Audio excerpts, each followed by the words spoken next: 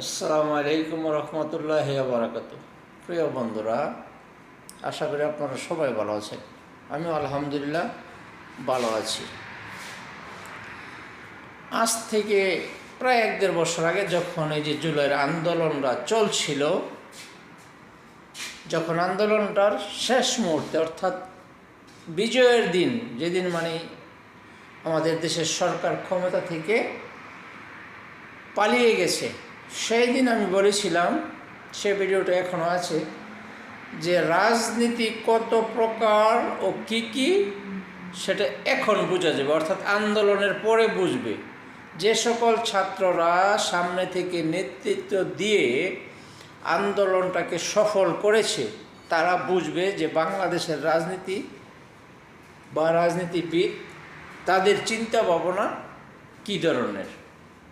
তখন হয়তো সরকার হাজার হাজার মানুষকে সামনে রেখে গুলি করেছে, প্রশাসন ক্রস ফায়ার মেরে দিয়েছে, ঠিক আছে, সেটা ছিল একটা পরিস্থিতি।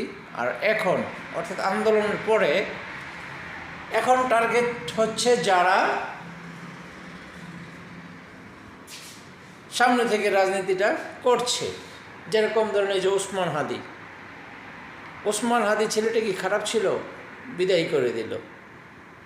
আস্তে আস্তে একের পর এক কিন্তু টার্গেট তাদের আছে, সেটা আস্তে আস্তে বাস্তবায়ন করবে, আমরা যতটুকু বুঝতে পারছি। কারণ দেশের রাজনীতিতে আমি যেটা বুঝি, একটা সময় আমিও বাংলাদেশের বৃহত্তম 2টা রাজনীতি দলের যে কোনো একটা সাপোর্টার ছিলাম স্টুডেন্ট লাইফে। সেটা আরও ধরেন 23-24 বছর আগে। আমি প্রবাসী আছি এখন 22 বছরের উপরও হয়েছে, ঠিক আছে। আরও আল্লাহ পাক কতদিন রাখবে একমাত্র আল্লাহ পাক জানে।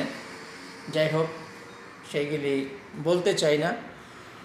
আমি যখন রাজনৈতিক নেতাদের খুব কাছ থেকে দেখেছি, তাদের সাথে কথা বলেছি, তাদের প্রোগ্রামে গিয়েছি, তখন আমি বুঝতে পারলাম যে রাজনৈতিক নেতারা কখনোই চায় না একজন রাজনীতি নেতা উঠে আসুক, ঠিক আছে, এটা তারা চায় না। তারা চায় আজীবন তারাই যেন এই রাজনীতিটাকে ধরে রাখতে পারে, তার প্রতিদ্বন্দ্বী কেউ আসুক এটা কখনোই চায় না। হয়তোবা আমি আজকে রাজনীতি করি না এই কথাটা বলছি, এটার গুরুত্ব কেউ দেবে না।